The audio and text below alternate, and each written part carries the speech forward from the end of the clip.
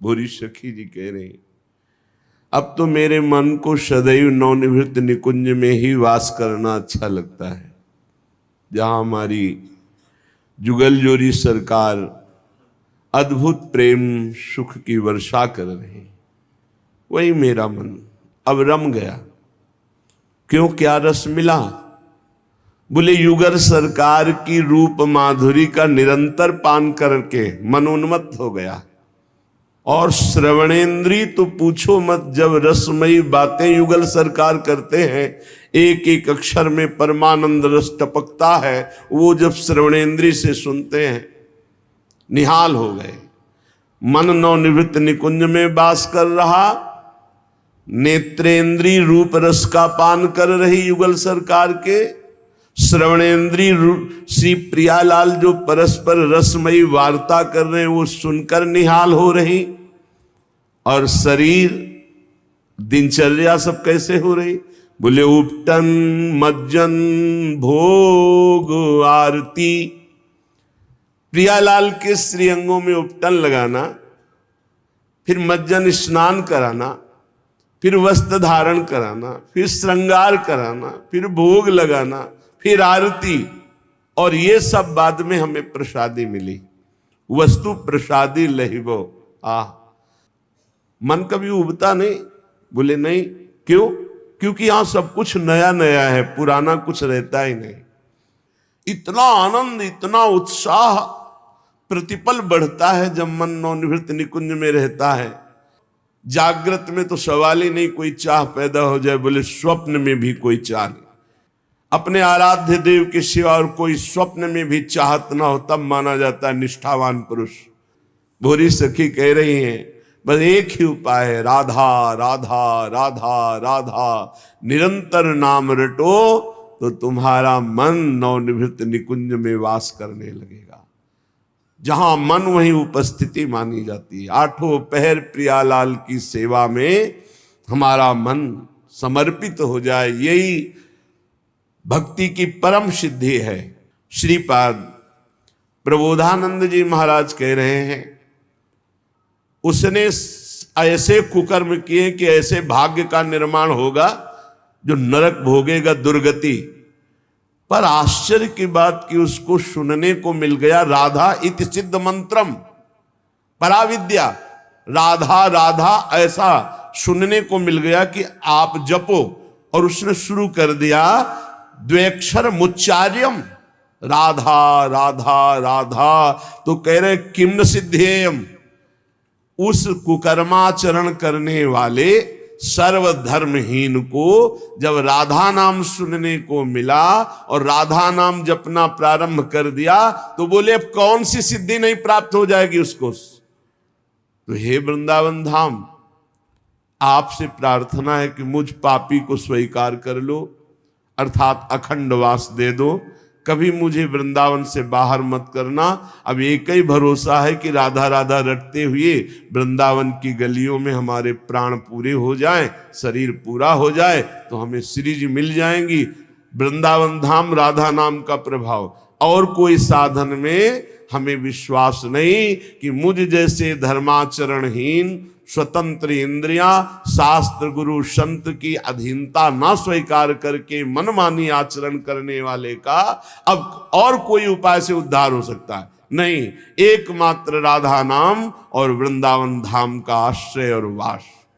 चलते हैं महामहिम सनक सनंदन सनातन सनत कुमार जी और बहुत से ब्रह्म ऋषि महापुरुष जन विराजमान हैं।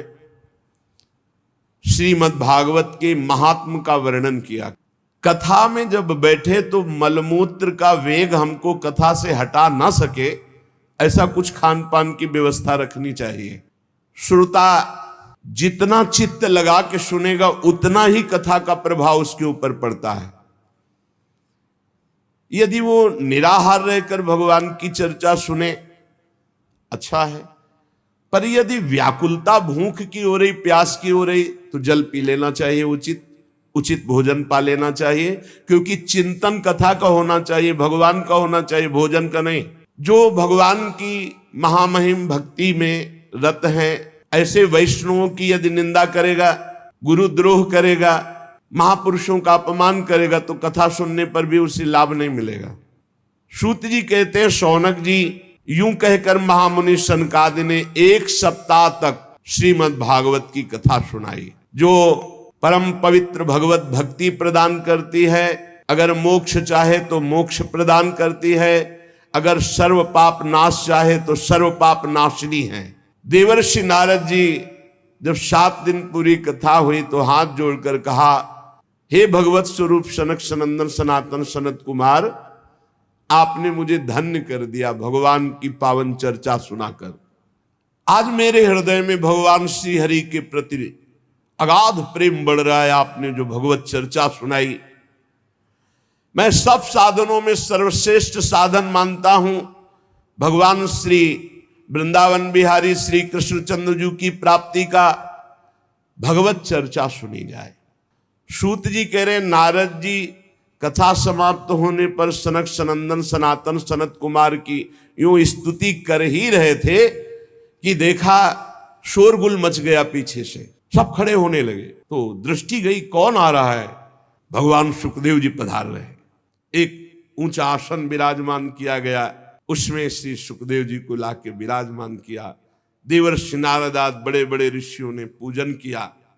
जब सब सुख पूर्वक बैठ गए, भगवान श्री सुखदेव जी ने कहा, मेरी वाणी सुनिए। हे रसिक, हे भक्तजन, हे भावुकजन, ये श्रीमद् भागवत वेद रूप कल्प तरु का परिपक्व फल है और मुझ सुखदेव रूपी सुख के मुख का संयोग हुआ है। इसमें प्रेमामृत रस भरा हुआ है, रस ही रस है। इसमें न छिलका है न गुठली है। पियो, खूब पियो, अपनी श्रवणेंद्री से ये भगवत चर्चा रूपी महाअमृत रस का खूब पान करो, बार बार पान करो। इसकी रचना भगवान श्री कृष्ण द्वैपायन व्यास देव जी ने की है। इसमें निष्काम परम धर्म का निरूपण है। इसमें बहुत जल्दी शुद्धंताकरण होकर सत्य वस्तु का बोध हो जाता है। जब कभी कोई पुण्यात्मा भगवत कृपा से इसके श्रवण का पूर्ण संयोग बनता है तो उसी समय भगवान निश्चय कर लेते हैं कि अब ये मुझे अधीन कर लेगा। श्रीमद् भागवत श्रवण मात्र से भगवान अधीनता स्वीकार कर लेते हैं। ये विशुद्ध ज्ञान का भी इसमें वर्णन है, भक्ति का भी वर्णन है, वैराग्य का भी वर्णन है। कोई श्रवण करे या कोई गायन करे और दोनों मनन करे तो निश्चित जीवन मुक्ति स्थिति श्रीमद् भागवत प्रदान कर देती है। ये रस केवल मृत्यु लोक में है, न स्वर्ग में है, न सत्य लोक में, न अन्य लोकों में। इसलिए खूब पान करो अपनी श्रवण इंद्री से इस भगवत रस का। सूत जी कहते, श्री सुखदेव जी महाराज ये कह ही रहे थे कि उसी समय और कोलाहल हो गया। जैसे श्री सुखदेव जी के आने पर कोलाहल हुआ था, सबकी दृष्टि गई तो देखा अपने पार्षदों के सहित बनमाली भगवान श्री कृष्ण मध्य में सभा के प्रकट हो गए। कोलाहल बंद ही नहीं हो रहा था। इतने में देखा तो भगवान महादेव जी उमा सहित, फिर देखा तो भगवान ब्रह्मा जी। अरे आनंद ही आनंद। अब तो कीर्तन आरंभ हुआ। पूजन के बाद भगवान बहुत प्रसन्न हुए और कहा, तुम सबकी हमारे प्रति जो प्रियता, हमारे लीला चरित्र के प्रति प्रियता और ये कीर्तन, इससे मैं तुम्हारे अधीन हो गया हूं। वरदान मांगो तुम सब, जिसकी जो इच्छा हो। भगवान के वचन सुनकर समस्त सभा बहुत प्रसन्न हुई। प्रेमार्ध चित्त से सबने हाथ जोड़कर कहा, भगवान हमारी यही प्रार्थना है कि भविष्य में जहां कहीं भी आपकी कथा हो, आपकी चर्चा हो, आप पार्षदों सहित अवश्य पधारें। भगवान भी वचन देते हैं, जहां भगवत चर्चा होगी भगवान विराजमान है। इसके पश्चात नारद जी ने भगवान तथा उनके पार्षदों को प्रणाम किया। फिर सुखदेव आदि तपस्वियों को नमस्कार किया।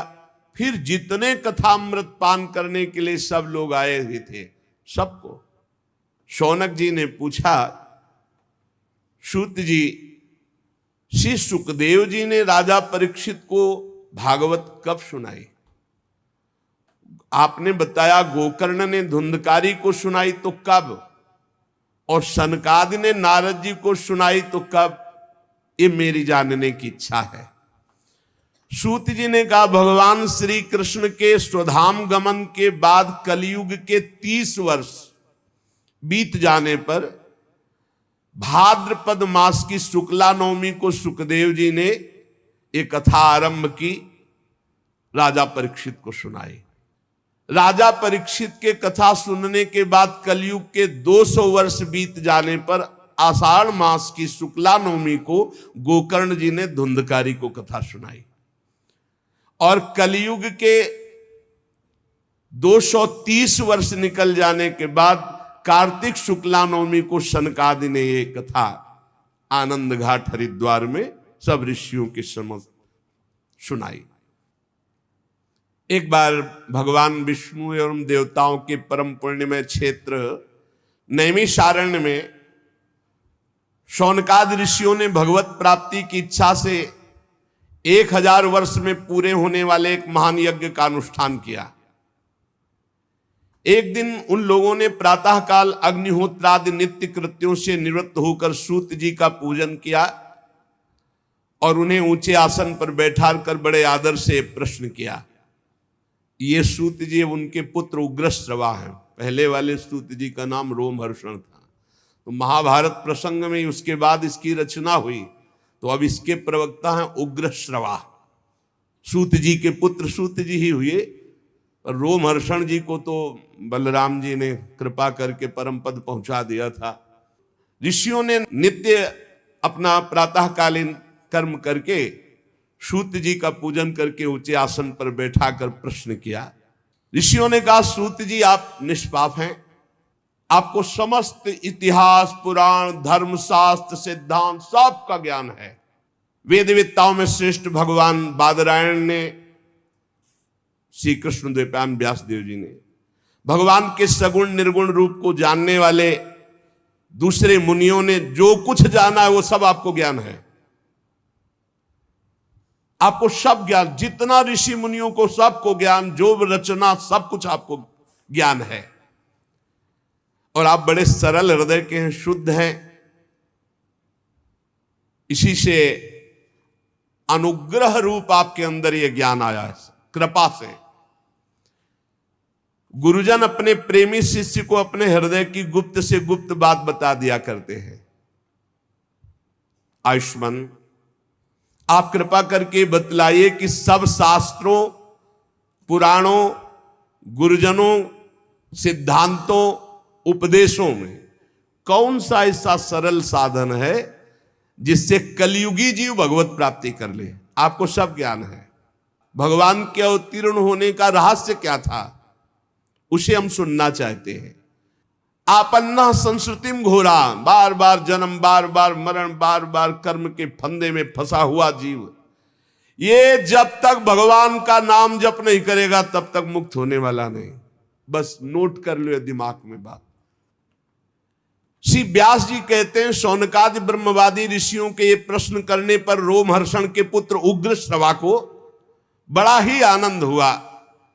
उन्होंने ऋषियों के इस मंगल में प्रश्न का अभिनंदन करते हुए उग्रश्रवा सूत जी बोले। ये उस समय की बात है जब सुखदेव जी महाराज प्रकट होकर, अभी कोई संस्कार नहीं हुआ, लौकिक वैदिक कोई अनुष्ठान नहीं हुआ, बस जन्म हुआ और चल दिए। पिताजी भगवान व्यास देव जी पीछे पीछे पुकार रहे, हा बेटा हा बेटा, पर ये मुड़ के भी नहीं देखे। तो वृक्षों से उत्तर निकला, सुकोहम सुकोहम सर्वभूत हृदयम, समस्त भूतों के हृदय में विराजमान भगवान सुखदेव जी। ऐसे महामहिम पहले श्री सुखदेव जी को हम नमस्कार करते हैं। बहुत सुंदर सिद्धांत का वर्णन है। महापुरुषों की, संत महापुरुषों की सानिध्य में हम अपने सौभाग्य का अनुभव करते हैं तो उनकी बातें सुनने में हमें रुचि हो जाती है। तदनंतर श्रवण की इच्छा, तीर्थादि पवित्र साधन, उससे महत सेवा, और महत सेवा से तदनंतर श्रवण की इच्छा। श्यान महत सेवया तो वासुदेवे कथा रुचि, महापुरुषों के, संतों के संग का, उनकी सेवा का क्या फल? भगवान की कथा सुनने में आसक्ति हो जाए। जहां जहां पी की बात सुने खोजत तिन गैनन। फिर कथा में जो रुचि होती है उससे हृदय पवित्र होता है, अशुभ वासनाएं नष्ट होती हैं और हृदय में तड़पन हो जाती कि अब भगवान को भूलेंगे नहीं, अब इसी जन्म में भगवत प्राप्ति करनी है, और उसके हृदय में भगवान प्रकाशित हो जाते हैं। श्री श्रुति जी कहते हैं सृष्टि के प्रारंभ में कोई तारीख नहीं लिखी है कब किस दिन से प्रारंभ हुई। भगवान ने अपने आप से अपने आप के लोकों के निर्माण की इच्छा की। जो ही इच्छा हुई 10 इंद्रियां, 1 मन, 5 भूत, ये 16 कलाएं प्रकट हो गई। 5 कर्मेंद्री, 5 ज्ञानेंद्री, 10 इंद्रियां, 1 मन, वही अंतःकरण चतुष्टय कहा जाता है। निश्चय के कारण बुद्धि, चिंतन के कारण चित्त, क्रिया स्वीकृति के कारण अहंकार, वस्तुतः 1 मन ही अंतःकरण है। और 5 भूत जिनसे शब्द, स्पर्श, रूप, रस, गंध, आकाश, वायु, अग्नि, जल, पृथ्वी, ये भगवान ही बन गए। जब शब्द, स्पर्श, रूप, रस, गंध के मूल पंचभूत तो उनमें जल भी है, अब वो जल में शयन करने लगे। योग निद्रा का विस्तार कर लिया। कुछ समय बाद उनकी नाभि से वही इच्छा जो मैं बहुत रूपों में हूं, वो एक कमल बनकर के प्रकट हुई। और उस कमल में जो प्रकट हुए प्रजापतियों के अधिपति भगवान ब्रह्मा जी प्रकट हुए। चारों तरफ देखा 4 मुख, और उन्होंने दिव्य दृष्टि से ब्रह्मा जी के पास जो थी देखना शुरू किया कि मैं कौन, कहां, कैसे कैसे आ गया, मैं कौन हूं। भगवान से बड़ी प्रार्थना की। भगवान के उस विराट रूप अंग प्रत्यंग में ही समस्त लोकों की कल्पना हुई। समस्त लोग भगवान में ही विराजमान है। हजारों सिर, हजारों कान, हजारों आंखें, हजारों नासिका, हजारों मुकुट, वस्त्र, कुंडल, आभूषण, सब यही भगवान का विराट रूप है। इसी से अनेक अवतारों का प्रादुर्भाव होता है। ये छोटे छोटे अंश से देवता, पशु, पक्षी, मनुष्य आदि योनियों की सृष्टि, ये सब इसी से विराट पुरुष से हुई है। सबसे पहले कमल, कमल से ब्रह्मा, और फिर ब्रह्मा जी ने जो पहली सृष्टि की तो सबसे पहले सृष्टि में प्रकट हुए सनक, सनंदन, सनातन, सनत कुमार। दूसरी बार इस संसार कल्याण के लिए समस्त यज्ञों के स्वामी उन भगवान ने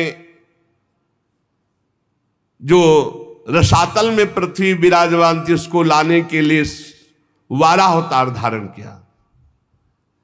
ऋषियों की सृष्टि में देवर्षि नारद के रूप में 3रा अवतार धारण किया। फिर धर्मपत्नी मूर्ति के गर्भ से नर नारायण के रूप में भगवान ने 4था अवतार लिया। 5वें अवतार में भगवान ने सिद्धों के स्वामी कपिल के रूप में अवतार लिया। अनुसुईया के वर मांगने पर 6ठे अवतार में अत्रि की संतान दत्तात्रेय के रूप में भगवान प्रकट हुए। इस अवतार में उन्होंने अलर्क और प्रहलाद आदि को ब्रह्म ज्ञान का उपदेश किया। 7वीं में रुचि प्रजापति की आकुति नामक पत्नी से यज्ञ के रूप में भगवान ने अवतार ग्रहण किया और अपने पुत्र याम आदि देवताओं के साथ स्वयंभू मनवंतर की रक्षा की। राजा नाभ की पत्नी मेरु देवी के गर्भ से ऋषभ भगवान के रूप में अवतार हुआ, जिनके पुत्र भरत जी, जो जड़ भरत जी कहलाए गए। ये 8वां अवतार भगवान का ऋषभ देव के रूप में। ऋषियों की प्रार्थना से 9वीं बार वे राजा पृथु के रूप में अवतीर्ण हुए। शौनकादि ऋषियों, इस अवतार में उन्होंने पृथ्वी से समस्त औषधियों का दोहन किया। चाक्षुष मनवंतर के अंत में जब सारी त्रिलोकी समुद्र में डूब रही थी, तब भगवान ने मत्स्यावतार धारण किया, जो 10वां अवतार है। फिर भगवान ने जिस समय देवता और दैत्य समुद्र मंथन कर रहे थे, उस समय 11वां अवतार धारण किया, कच्छप रूप, जो मंदराचल को अपनी पीठ पे धारण किया। फिर उसी समुद्र मंथन में 12वीं बार धनवंतरी के रूप में अमृत कलश लेकर समुद्र से प्रकट हुए। फिर वही उसी समय 13वीं बार मोहिनी रूप धारण करके दैत्यों को मोहित करके देवताओं को अमृत पान कराया। फिर भगवान ने जो 14वीं बार अवतार लिया वो बड़ा ही भयंकर रूप था, नरसिंहावतार। अत्यंत बलवान दैत्यराज हिरण्यकश्यप की छाती अपने नखों से फाड़ डाली जैसे चटाई फाड़ डाली। 15वीं बार वामन का रूप धारण करके भगवान दैत्यराज बलि के यज्ञ में गए।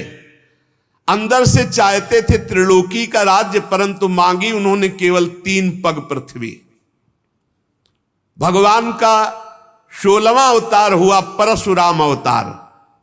इसके बाद 17वें अवतार में सत्यवती के गर्भ से पराशर जी के द्वारा वे श्री कृष्ण द्वैपायन भगवान व्यासदेव जी के रूप में अवतीर्ण हुए। 18वीं बार देवताओं का कार्य संपन्न करने की इच्छा से राजा राम के रूप में भगवान ने अवतार धारण किया। 19वें और 20वें अवतार में यदुवंश में बलराम और श्री कृष्ण के नाम से भगवान का अवतार हुआ। इसके बाद कलयुग आ जाने पर मगध देश बिहार में देवताओं के द्वेषी दैत्यों को मोहित करने के लिए अजन के पुत्र रूप में भगवान का बुद्धावतार। इसके भी बहुत पीछे बाद जब बिल्कुल कलयुग का अंत होना होगा, जब सब लुटेरे हो जाएंगे, कोई किसी का रक्षक नहीं, सब मतवादी आचरण, तो विष्णु यश नामक ब्राह्मण के घर कल्कि के रूप में भगवान अवतीर्ण होंगे। यहां 22 अवतारों की गणना की गई, परंतु भगवान के 24 अवतार प्रसिद्ध हैं। कुछ विद्वान 24 की संख्या यूं पूर्ण करते हैं। रामकृष्ण के अतिरिक्त 20 अवतार तो उपयुक्त हैं ही, शेष 4 अवतार भगवान श्री कृष्ण के ही अंश हैं। स्वयं श्री कृष्ण तो पूर्ण परमेश्वर है, वे अवतार नहीं अवतारी हैं, अतः श्री कृष्ण को अवतारों की गणना में नहीं गिनते। उनके 4 अंश, एक तो केश का अवतार, दूसरा सुतपा तथा प्रश्नि पर कृपा करने वाला अवतार, तीसरा संकर्षण और चौथा परब्रह्म। इन चारों अवतारों से विशिष्ट 5वें साक्षात भगवान वासुदेव। दूसरे विद्वान ऐसा मानते हैं कि 22 अवतार तो प्रयुक्त है। इनके अतिरिक्त 2 अवतार और हैं, हंसावतार और हयग्रीव अवतार। ऐसे भगवान के 24 अवतार होते हैं।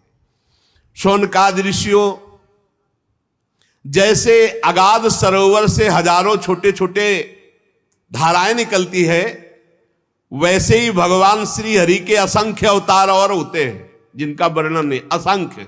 वो अपने भक्त के लिए कभी कोई अवतार धारण कर सकते हैं। जैसे द्रौपदी के लिए चीर अवतार धारण किया, कहां लिखा है?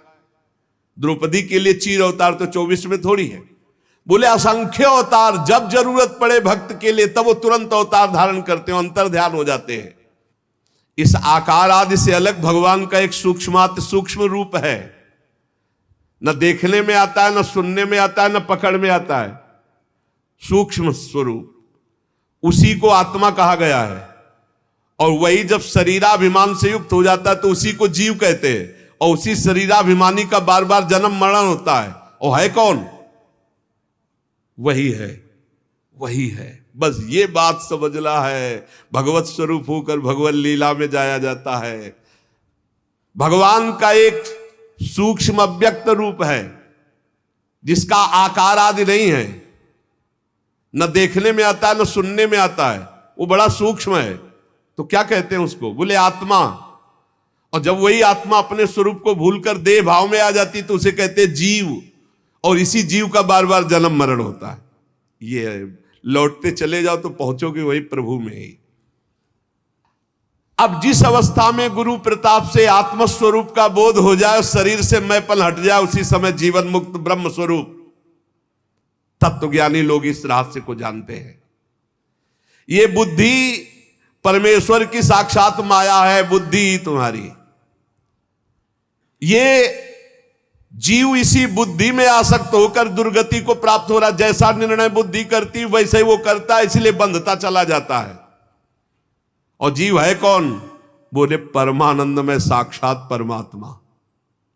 उसी समय जीव परमानंदमय स्वरूप को प्राप्त हो जाता है जिस समय बुद्धि से अपना संबंध हटा देता है।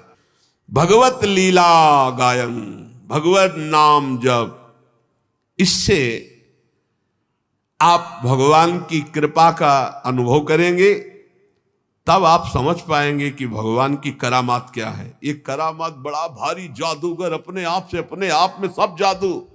दो बातें तो जीवन बना लो, या हम भगवत चर्चा कर रहे हैं या सुन रहे हैं या नाम जप कर रहे हैं। बाहरी शरीर से जो भी क्रियाएं, नौकरी, व्यापार, किसानी, सब भगवत गुणगान, भगवान नाम जप, सीधे भगवत प्राप्ति। ने तो बड़ा भारी जादू फैला है। एक बार हिम्मत करके निकलो भाई, हम सब भगवान की शरण में हैं। एक बार इस माया प्रपंच से निकलो, नाम जप निरंतर करते रहो, देखना आपकी आध्यात्मिक उन्नति कैसी होती। नाम जप पकड़ लिया, जीत गए पक्का। लीला चरित्र तो हर समय हम नहीं सुन सकते, हर समय नहीं गा सकते, हर समय संयोग नहीं मिल सकता, लेकिन नाम हर समय, नाम और जब चरित्र सुनने और कहने का समय मिले, खूब उदार हृदय से सुनो और गाओ भगवान की लीला। तव कथा अमृतम तप्त जीवन। बोले वो नैमी सारण में सुन रहे, वो हरिद्वार में सुन रहे, ये सब भगवान के रचित तीर्थ है। नैमी सारण तीर्थ जानते हो क्यों?